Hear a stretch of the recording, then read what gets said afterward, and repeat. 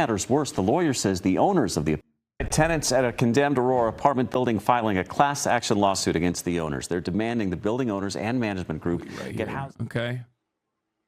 Yep.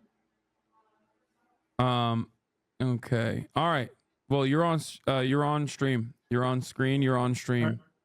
Awesome, man. Well, hey, good to finally meet you. Big fan. Before I start, I just want to let you know that you're part of the reason I ran for office originally. So thank you for being an inspiration to me and a lot of other lefties all across the country and the world. But yeah, I was on city council from 2019. I got elected in December 2019 or November 2019, and ran for mayor instead of running for my council seat because we've been in the minority out here. For those of y'all who don't know, Aurora is a heavily Democratic city. It's fairly progressive as well. This was a place that Bernie Sanders just crushed in 2016 and in 2020. But unfortunately, our current state government and Democratic Party are run by our Libertarian governor, who you're familiar with.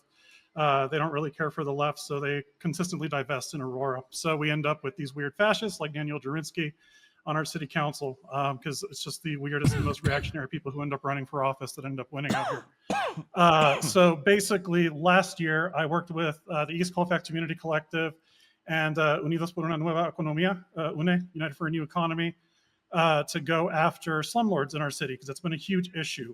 You're probably familiar with the Nome Street property. That was the first one that kind of made national news. I actually went and toured that building last March or May, I think May actually. I got pictures and everything if you want them. Brought those photos to our city attorney and to our regulatory agency basically in the city. And they were like, yeah, this rises to like a criminal level of like neglect and disrepair. Just because there's a history of going after this property in the city. It's been a nuisance for a long, long time. Basically, it's an out-of-state slumlord who owns that property and a couple of other ones, some of the other ones that are involved in this manufactured story. And he's just never done anything about it. He intentionally rents to folks who are like, you know, can barely scrape 2 pennies together, takes advantage of folks who are undocumented, but also has documented people there who are like re-entering from the criminal legal system, or who just frankly can't get rent anywhere else. So a lot of like month-to-month leases, really does like a piss poor job of maintaining the property, obviously. Threatens people. I heard stories from tenants when I actually went there and knocked doors and talked to folks, where the guy who's their property manager sits in an office behind like steel bars in front of the window with a shotgun on his lap and a pistol on his hip, and walks around and intimidates people, posts notices of like, oh, we're going to, you know, fine you an extra $200 for whatever reason, just things that people aren't even responsible for, but there's no recourse because, you know, these folks either lack the legal means to protect themselves or are undocumented and don't want to get involved with the police. But the fact that, like, you know, that they're saying now this is like a gang-related issue is complete horseshit. This is 100% a slumlord who is trying to find a way to basically continue to neglect this and to come out of this looking clean. Jurinsky, who I already mentioned, she's a virulent fascist, got elected in 2021 with a couple of other dingbats, a couple of other fascists as well. They've been basically working as a caucus to undermine any consumer protections, any renter protections in the city. Some of them ran for office because we tried to raise the minimum wage and came 1 vote short, right? That's the kind of like things that spurred them to actually do this. So what's happening here is, you know, obviously we're 60 some odd days out from a presidential election. There's a guy named John Fabricator. I know, like, you can't make up these names, right? But yeah, I thought you were fucking lying when you said What's Fabricator. I thought you were lying when you said John Fabricator. That sounds crazy. No, like it is wild, but like you can't write this, man. Like I'm surprised the Onion's still in business. But yeah, so they fabricated this story about, you know, Venezuelan gang taking over apartments in Aurora, when it's really just this dipshit slumlord and our dipshit council members who are basically, who blocked me and the Democrats, the other Dems on council at the time, from putting into place a strong ordinance that would actually go after these folks. And what I wanted to end up building it up to was expropriating the property and turning it into housing cooperatives. Because these folks in Auburn themselves, these are hardworking people. Man, I toured their units, right? Like where they didn't have like the roof, literal the fucking roof, like caving in and letting in water. They take really good care of their living space. But it's like rodent infested, there's roaches and all this other stuff because this guy's a piece of shit slumlord, has never actually done anything for his tenants. Yeah, it seemed like he was not like he didn't even like pay for the trash collection because there was like No, a he lot didn't. of trash piling up, and then it's being presented as though like the Venezuelans can't take care of themselves when it's like Exactly. no, you have to have as a property manager like a you know you like the city should be suing the property manager for not actually taking care of the trash. Yep. But instead well, it they has did. turned. Okay, so they did. So the city did actually take action against the slumlord. It takes years for this though, because this guy has the. I think he lives in Florida, if I'm not mistaken. I think Brooklyn. He has That's the what means. I heard. Yeah, he has the means to just drag this shit out. In the meantime, like these people are still living in squalor, and he's just working with Jurinsky and the other fascists on council and our dope ass mayor to like, and I don't mean that in a good way, like he's a dope. Like he's, people, the way people shit talk Biden, like he does that too. He literally falls asleep in the middle of council meetings. He doesn't know what's going on half the time. But yeah, so they're working together to basically protect this guy. I don't know, maybe he's a big donor. I haven't looked into their campaign finance records that closely. But yeah, like it's a whole just made up story that is now putting our community at risk because like we have immigrants now who are terrified. Like I have, I still have 3 good friends on council and they keep me in the loop as to what's going on. And it's like, it's making life very difficult for folks who are actually genuinely asylum seekers or even just undocumented, but they've been living here for a long time. Now people are looking at them, out of the side of their eye. They're getting a lot of like, they feel like eyes on them whenever they go shopping and stuff like that, just because they're brown.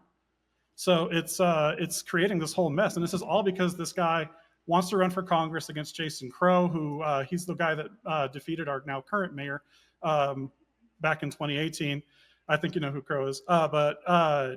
Yeah, he is trying to basically drum up this whole narrative about Aurora being a sanctuary city and like, doing all these things to bend over backwards to defend immigrants, despite the fact that Aurora for like, I think since its inception has been run by Republicans. Like the closest we've ever come to having a majority here was in 2019 when I got elected. We had 5 seats out of the 11. So not a majority still, but everything somehow then gets blamed on us for whatever reason. Well, you know exactly why, but yeah. So it's just, the thing that's like frustrating about this is like I'm seeing a similar pattern that happened at the peak of like the crime panic narratives where like Walgreens was closing up shop in certain areas like in Oakland. Yeah. And then they claimed that they were doing this because of the organized retail theft. This was like something that local news was talking about quite a bit at the time. Yep. At the time, I obviously what's up? Sorry. Jurinsky and Sundberg pushed that same narrative at that same time here. Yeah. But what's funny is we had, I think, interim chief Art Acevedo at the time. We've gone through like 5 or 6 police chiefs in the last like 5 years, just so you know. He was actually came out and he was like, retail theft isn't happening here. Retail thefts are actually down. So they pivoted to, oh, well, it's just because we don't do anything about it. So it's all underreported, you see. And it's like, nope, that's still not happening. Yeah. So it's just bullshit. When you confront them on their bullshit. It's completely made up. And the point I was trying to make is that like corporations always lie. It's obvious, it's normal, right? It's a normal part of the process. But it seems like nowadays corporations are also leaning on like right-wing panics in an effort to maybe make themselves, in an effort to shelter themselves from their stock portfolio taking a massive hit, for example, like, because if the real issues were examined at that time, it would probably show that like they're having a hard time competing against Amazon, and like that real estate, like commercial real estate prices are far too high to justify having like 8 different Walgreens and Exactly. CVS's on the same block. But if you say, oh, you're doing this because of crime, because criminals are stealing too much, then all of a sudden you're basically leaning on to the PR that already exists out there in an effort to shelter the truth, in an effort to hide what the real reasons are. And it seems like an identical situation is taking place here, where instead of this slumlord like taking ownership and recognition over the dire conditions that he's subjected his tenants to, the illegal conditions that he's subjected his tenants to. And it seems like here's a westword.com article. Aurora judge rules gang-fearing slumlord can wait until February to resolve charges away from jury. Zev Baumgarten, who claimed the Venezuelan gangs took over his property, can now resolve outstanding code charges on February 14th. So they like delayed the trial which he was, like you said, it takes a long time. It seems like there was already a trial in place, and he has been able to use the media-driven panic narratives of Venezuelan gangs overtaking his property in an effort to basically avoid prosecution. So it's pretty obvious what the fuck's going on here. But of course, silly people that are already invested in the narrative that you know, immigrants are doing an unimaginable, untold amount of crimes will so easily and willingly lean into this shit. Yeah, it's confirmation bias, right? So that's why this shit just spreads like fire on Facebook and on Twitter now, because Musk has turned it into an even more of a hell site. But yeah, now we're playing catch up, trying to explain to people what's actually going on, right? Like, I fucking live here. Like, it's safe as any other place. None of this stuff is actually happening. But the people who are actually trying to organize against this slumlord are now having to deal with this extra level of scrutiny and persecution that wasn't there before. And one of the things that's really scary, Hasan, is that Aurora is a majority minority city, right? And 20% of our population isn't even born in the United States. And we do have a large population of visa overstayers, like you say, undocumented folks for one reason or another. Some of them actually do cross the southern border, but a lot of them are just folks who flew in and then just never left because they have friends and family here. And now they're all at risk of violence, extra scrutiny, persecution, etc., from these white supremacists trying to weaponize this slumlord's negligence into an immigration story where none exists. And it's it baffles my mind that this shit actually works. But man, it's something that you talk about a lot. Like, there's just no media literacy anymore. So people see something spun out of context, excuse me, something spun out of context or just fabricated, and they run with it. And it is nationwide news. While, like, this is the first time I think anyone who has like been trying to counter this story has gotten in front of someone with an actual following. So thank you for giving me the ability to do that. But like, it's insane. It says here on this article that according to records from the Aurora Police Department, Baumgarten is the owner of the apartment complex at Nome Street that was shut down by the city on August 13th for outstanding code violations dating back to 2020, including rat infestations, backed up sewage, and pileups of trash. Hundreds of residents were evicted in the process. Baumgarten was scheduled for a jury trial in Aurora Municipal Court on August 27th to resolve 81 charges, and then at a second date on September 5th to deal with the 24 dozen he faced related to unlawful vehicles. According to an August 5th statement from Red Banyan, a Florida-based PR firm hired by CBZ Management, the company that Zev Baumgarten owns, that owns this property, which ran Fitzsimmons Place, the complex had fallen into severe disrepair because of the Venezuelan gang Tren de Aragua has scared away its property managers. Fitzsimmons Place is also listed online as Aspen Groves, but according to Red Banyan, CBZ Management prefers to identify the property as Fitzsimmons Place. So they're claiming that it was the gang that is the reason. But this gang narrative... So this gang narrative exploded basically when I think one of the tenants like released this in coordination with the council member that you talked about. The council member that you talked about, in coordination with her, she released this video saying like, the gangs have overtaken this apartment complex. I'm terrified for my life. And then the council member literally took this tenant away, Jurinsky, and gave her another apartment. So there's like a financial interest for the tenant to keep repeating this narrative, even though I haven't seen or heard from the actual tenant at all. I'm wondering like what happened in that ring footage, like what? No, so that's something that my council friends have like inquired about. They haven't gotten a good answer from the police department on that just yet. But to this point about like, yeah, this lady absolutely had a vested interest in telling the story that people wanted to hear, right? If you're going to get a better apartment than the slum that you're currently living in, you'll go along with it, right? Especially when someone in a position of power like a council person and like a candidate for Congress, right? If they're influencing you to do this, you're more likely to go along with it as well. So it's the whole thing smells like just horrific. And yeah, I would take all of this with a grain of salt. Like I said, I live here, man. I got 3 good friends on council still. Like, this shit's not happening. Like, our police department, who has a really awful reputation nationwide for obvious reasons. Yeah. But Heather Morris. So Heather Morris is our interim, by the way. She didn't go for the full-time position because Jurinsky and the other little cabal of fascists basically pushed her out. They've cost us multiple chiefs over the years. They continuously overstep their bounds in the city charter. Like, as a council member in Aurora, you are a legislator and an ombudsman for your constituent services. You don't do any HR. You don't tell officers or chiefs or anything like that what to do. The only person that we can talk to do that kind of stuff is the city manager, because he's the chief executive, right?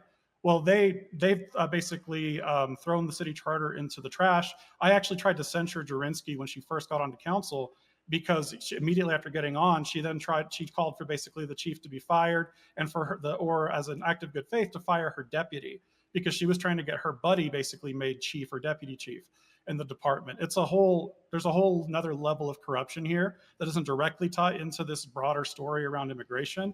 But like, holy shit, y'all need to be paying attention to what's going on in Aurora and at the local level, because I guarantee you this shit's happening on the LA City Council. It's happening on the New York City Council. Like, the local level really where the action's at.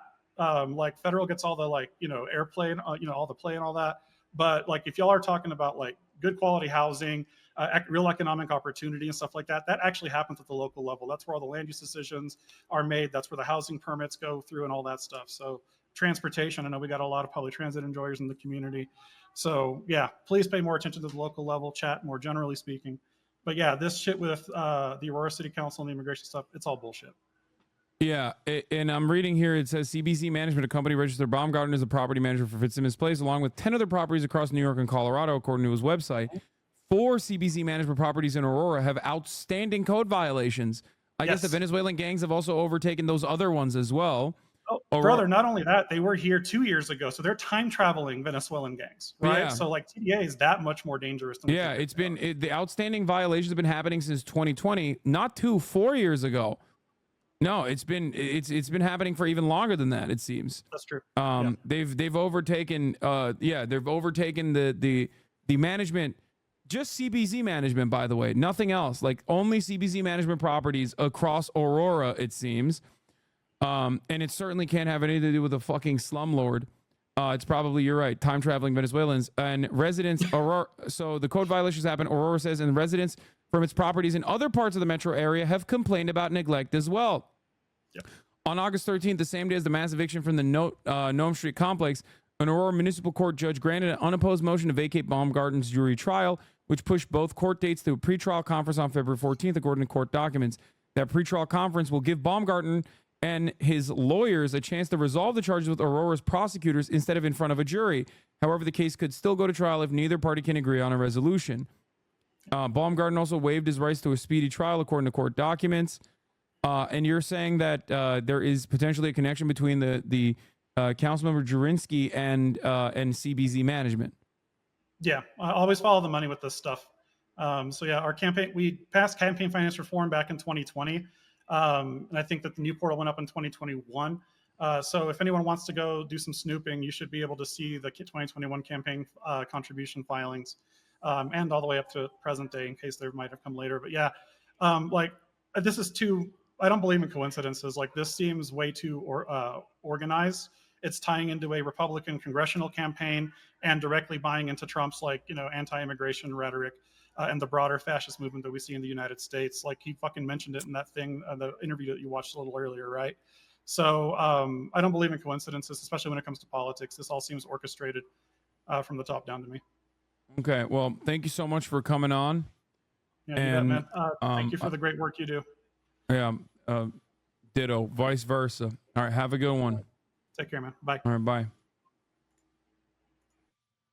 All right, that was local level left. He was an Aurora council member from 2019 to 2023. And yeah, he was able to offer us a little bit more insight at the ground level from Aurora.